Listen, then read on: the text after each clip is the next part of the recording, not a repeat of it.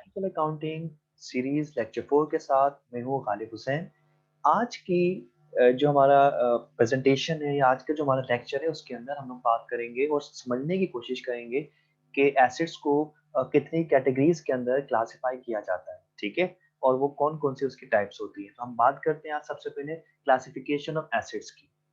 Acids को majorly 2 type इसके अलावा भी लेकिन मैं 2 टाइप को डिस्कस कर रहा हूँ। एसिड्स को 2 टाइप के अंदर क्लासिफाई किया जाता है। एक होता है अकॉर्डिंग टू द कन्वर्टिबिलिटी और एक होता है according to the physical existence, ठीक है? आज के लेक्चर के अंदर हम लोग ये बात करेंगे कि एसिड्स को अकॉर्डिंग टू कन्वर्टिबिलिटी जो क्लासिफाई किया जाता है, उसके अंदर करंट एसिड्स और फिक्स एसिड्स होते हैं, वो क्या होते हैं, ठीक है? तो आइए आज के लेक्चर के अंदर हम लोग जानने की कोशिश करते हैं, सीखने की कोशिश करते हैं कि अकॉर्डिंग टू कन्वर्टिबिलिटी एसिड्स क्या होते हैं। अब सबसे पहले हमारे पास आते हैं according to convertibility we have the current assets, ठीक है? अब करंट एसेट्स क्या होते हैं? इनको शॉर्ट टर्म एसेट्स भी कहा जाता है। करंट एसेट्स वो एसेट्स होते हैं जो आसानी के साथ कैश में कन्वर्ट हो जाते हैं, यानी कि जिनको वो एसेट्स जिनको बहुत ज्यादा टाइम नहीं लगता, डॉक्यूमेंटेशन ज्यादा नहीं चाहिए, कहीं से परमिशन नहीं चाहिए, कोई एग्रीमेंट नहीं बनवाना, which you can easily convert into cash, that is known as the current assets, ठीक है? उसके बाद हमारे पास आते हैं सेकंड डेफिनेशन। और वो डेफिनेशन क्या है कि ये वो एसेट्स होते हैं जिनको आप 1 साल के अंदर अंदर या 12 महीने के अंदर कंज्यूम कर लेते हैं, ठीक है? यानी कि शॉर्ट पीरियड ऑफ टाइम के अंदर कंज्यूम हो जाते हैं, विद इन 1 ईयर कंज्यूम हो जाते हैं, उन्हें कहा जाता है करंट एसेट्स। अब इन दोनों डेफिनेशंस को हम कुछ एग्जांपल्स की मदद से समझने की कोशिश करते हैं। अब सबसे पहले हमारे पास आता है कैश, ठीक है? अब देखिए अगर कैश पे हम वो दोनों डेफिनेशन अप्लाई करें कि can easily converted into cash, तो भाई कैश तो already in the form of cash, तो वो डेफिनेशन हमारी अप्लाई हो गई, ठीक है? सेकंड नंबर पे आता है कि we can consume, business can consume within 1 year, ठीक है? अब देखिए अगर आप एक कारोबार में इन्वेस्टमेंट करते हैं 100,000 रुपीज की, 1 लाख रुपीज की, तो क्या वो आपके 1 लाख रुपए हमेशा 1 लाख रुपए ही रहेंगे? पहले महीने वो 1 लाख रुपए रहेंगे, दूसरे मंथ वो 1 लाख रुपए रहेंगे? ऐसा नहीं होता। एज पर बिजनेस रिक्वायरमेंट वो क्या होते जाएंगे? स्पेंड होते जाएंगे, ठीक है? तो पहला क्या हो गया कि हाँ, यस, कैश आपका can easily be converted, it's a form of cash. और सेकंड नंबर पे yes, it will be used with in 1 year, क्योंकि हमें कैश की जगह हम कैश स्पेंड नहीं करेंगे, तो हम किस तरीके से अपने एसेट्स को परचेज करेंगे, किस तरह से हम जो डिफरेंट एक्सपेंसेस को पे करेंगे, तो ये हमारी डेफिनेशन के दोनों एस्पेक्ट्स को कवर करता है, ठीक है? उसके बाद आता है अकाउंट रिसीवेबल। अब देखिए अकाउंट रिसीवेबल क्या होता है कि आप सेलर हैं और आपने सामान बेचा कस्टमर को क्रेडिट पर या उधार पर, ठीक है? अब वो कस्टमर कहते हैं कि सर मैं आपको एक काम करता हूँ, मैं आपको फॉर एग्जांपल हमने जो सामान बेचा वो बेचा 10,000 रुपीस का। अब वो कस्टमर आपको कहते हैं कि sir I will repay your amount after 1 year, may be 13 months, 12 months, 16 months.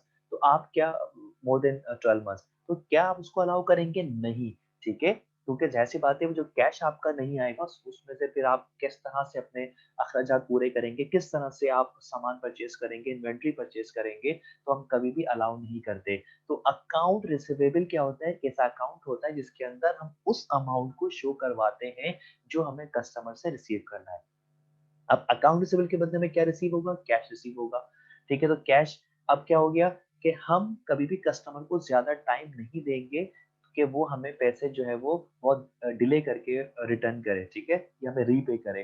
तो इसलिए पहली डेफिनेशन क्या थी कि can easily be converted to cash, yes, हमें वो कस्टमर आएँगे, हमें रीपे करके चले जाएँगे, पैसे जो हमें उनसे रिसीव करने थे वो हमें रिटर्न कर देंगे या हमें पे कर देंगे पैसे, ठीक है? तो वो हो गया फर्स्ट डेफिनेशन कि कैन ईज़िली बी कन्वर्टेड, कोई डॉक्यूमेंटेशन की ज़रूरत नहीं है, कोई कहीं से परमिशन हमें नहीं चाहिए, नो लीगल फॉर्मेलिटी। अगर कुछ हम इनवॉइस वगैरह बनाना चाहें तो वो कर सकते हैं, ठीक है? वो तो हमारा लाज़मी बनता है।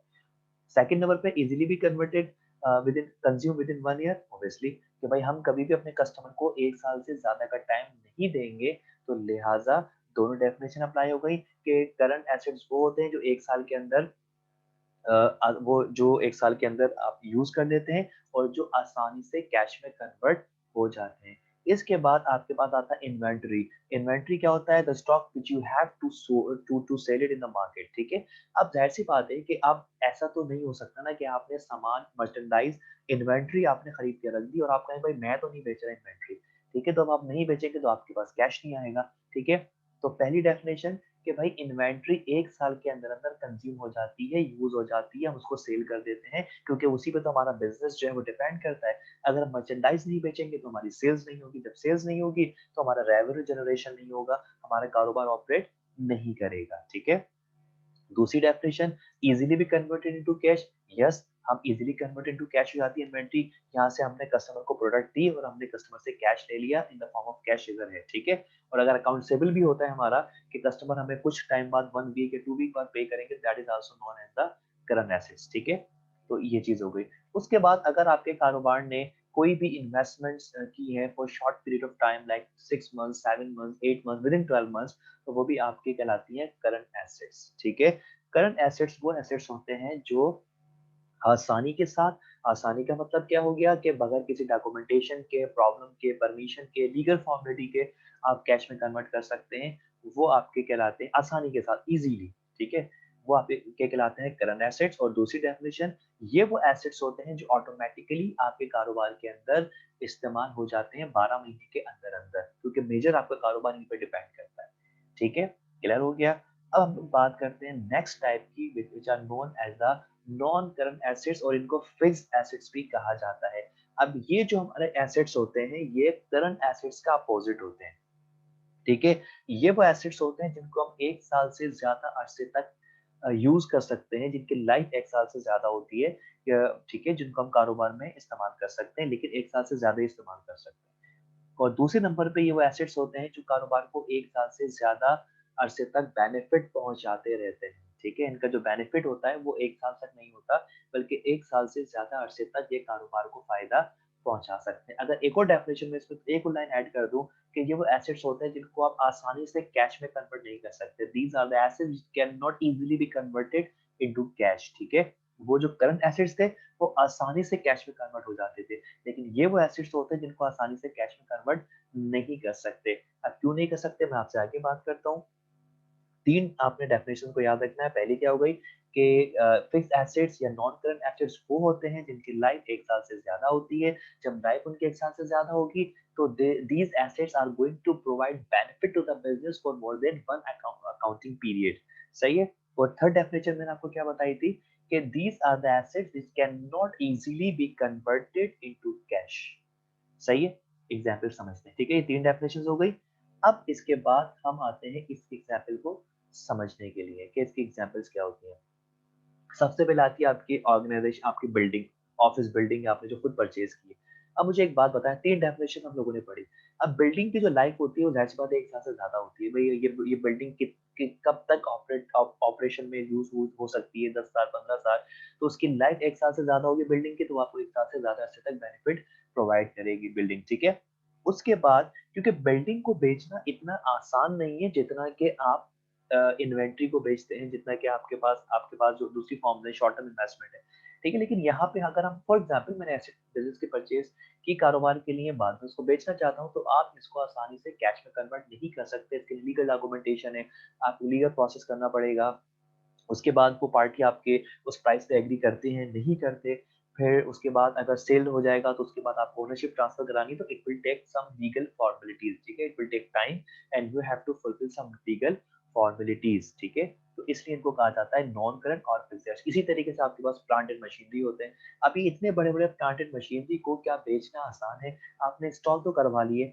अब फ्यूचर में अगर आपको कभी ऐसा लगता है कि यार मुझे इनकी ज़रूरत नहीं है and I want to sell these assets, क्योंकि आपके करंट एसेट्स हैं, ये आपको कारोबार चला रहे हैं, आपका प्रोडक्ट आपको बना के दे रहे हैं, मैन्युफैक्चरिंग करके दे रहे हैं, आपकी हेल्प कर रहे हैं कारोबार की, तो ये आपके नॉन करंट एसेट्स होते हैं। तो इनकी लाइफ 1 साल से ज़्यादा होगी, तो ये कारोबार को 1 साल से ज़्यादा अरसे तक बेनिफिट पहुँचाएँगे, फ़ायदा पहुँचाएँगे। इनको बेचना आसान नहीं होता।